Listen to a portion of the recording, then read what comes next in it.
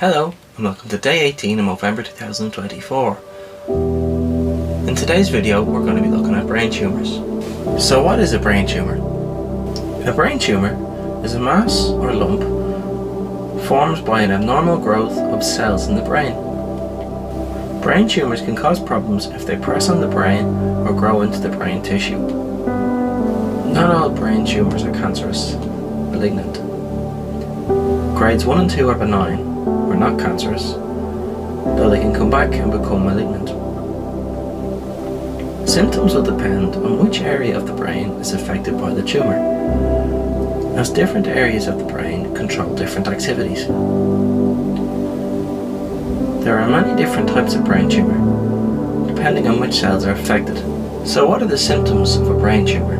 The main symptoms caused by a brain tumour include a headache, may be worse in the morning or during the night, or when you sneeze and cough or bend down.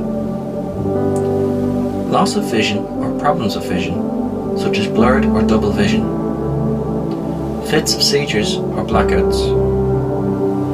Personality or behaviour changes.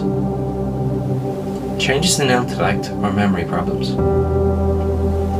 Uncoordinated movements or unsteadiness or weakness on one side of your body. Speech or swallowing difficulties. These symptoms vary depending on which part of the brain is affected by the tumour. The symptoms also depend on the amount of pressure the tumour is causing. These symptoms can also be caused by many other conditions other than brain tumours, but it's important to go to your GP and get any unusual changes checked. So what increases a person's risk of developing a brain tumour? Age. Primary brain tumours can occur at any age, but they are more common in people between the ages of 50 and 70. Certain types of brain tumour are more common in young adults and children. Gender.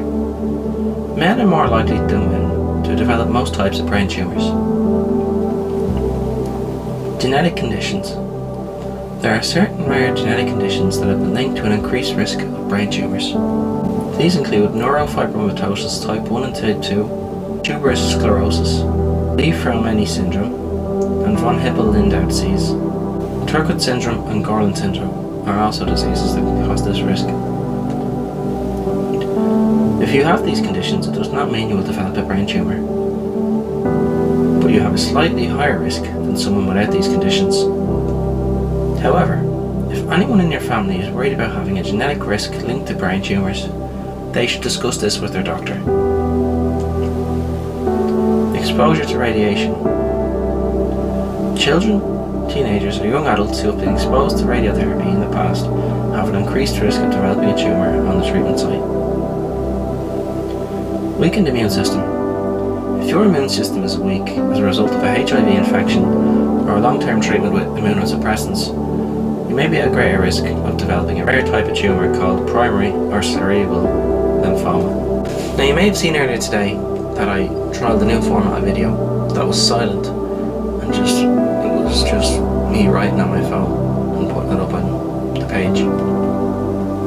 I need to know if you'd like these videos, because if you do I'll continue making them, and if not I'll just continue with more of the same. So this has been Movember Day 18. Thank you very much for watching, and I'll talk to you tomorrow.